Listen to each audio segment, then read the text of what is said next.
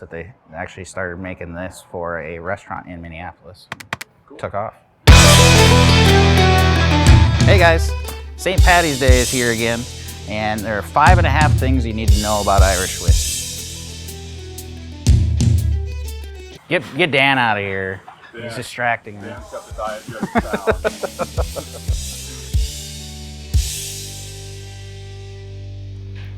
I'm gonna go back in for one more taste. That was pretty good. First thing, always comes back stronger. Back in 1919, the Irish War of Independence came along and shut down distilleries in Ireland. There was only 4 distilleries going forward after that until 1960 when it came back stronger than ever. And even as recently as just these past few years with COVID, sales of whiskey in general increased, but sales of Irish whiskey actually declined. But as of today, Irish whiskey is selling at an all-time high. Just like the Irish, their whiskey has a fighting spirit. Second thing we need to know, guys, is if you're gonna know anything about Irish whiskey, we gotta know how to make a cocktail. We're gonna try the Big Ginger today. The originator of Two Gingers Irish whiskey was making so many at his 4 restaurants in Minneapolis that he decided to cut out the middleman and make his own. So Two Gingers was his baby. He started Two Gingers and started making lots of Big Gingers at his restaurants, which a Big Ginger is made with approximately 2 ounces of Two Gingers Irish whiskey. Top the glass with Beaver Tree ginger beer.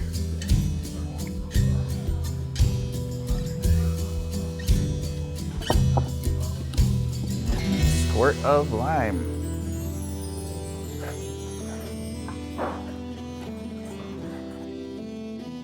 And the third thing we need to know, guys, is the difference between pot stills and column stills.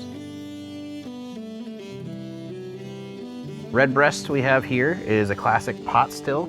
Pot stills were the more traditional way of making whiskey. Smaller batches. The pot still is going to be made of all copper, and it will produce a smoother and just a better tasting distillate. When Scotch whiskey came on the scene, Irish whiskey refused to use column stills, whereas Scotch was okay with using column stills to make large batches. Column stills are essentially a still on top of a still on top of a still in a large formation. Can be made with some copper and usually made with stainless steel. Very good for making large batches of whiskey. The fourth thing you need to know about Irish whiskey is the differences between Irish whiskey and Scotch whiskey.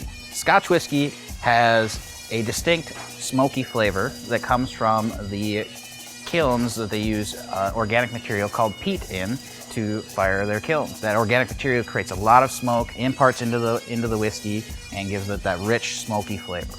Irish whiskey, much lighter, a little bit sweeter. They will use barley or a blend of barley and malted barley. They are not using smoke in their heating of their kilns, so it definitely a much smoother and fruitier notes, whereas Scotch is just that really big, hit you in the face, smoke notes to it.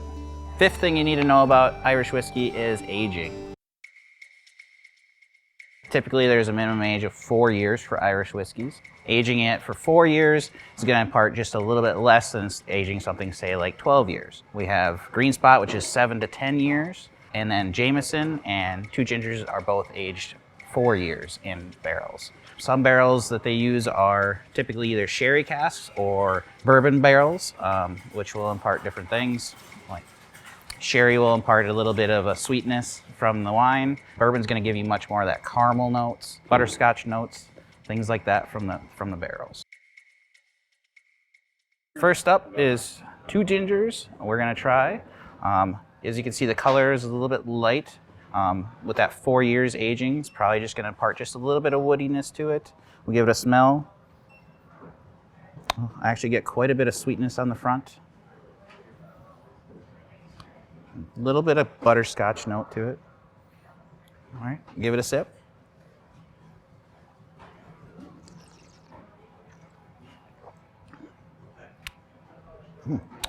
Very light. Definitely would be a very mixable Irish whiskey. A little bit of vanilla note to it.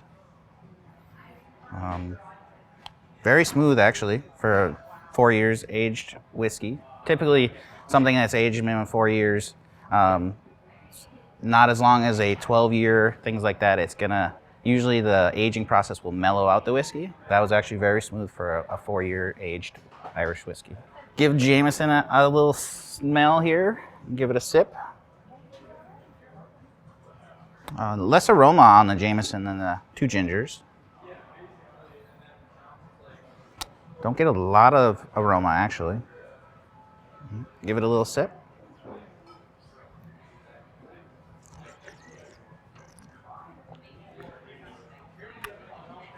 Again, a light style whiskey. I get less sweetness than I did with the two gingers. Could be the mash bill.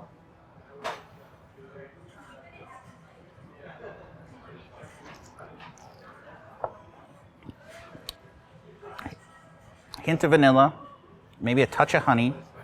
Definitely not nearly as sweet as two gingers. Green spot, last but not least. Give it a little smell and sniff.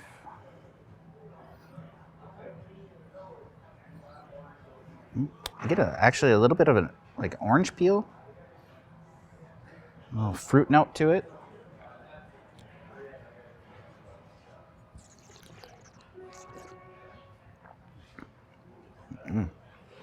Oh, definitely. This has got a little bit more smokiness on it. A little bit more of that woody flavor to it. Almost Scotchish. Still has a nice sweetness to it, though, that you'll miss out on some Scotches. Tastes a little smoky, which I'm actually enjoying. It's just a nice light smoke note to it. Hint of vanilla. I'm gonna go back in for one more taste of those. Pretty good.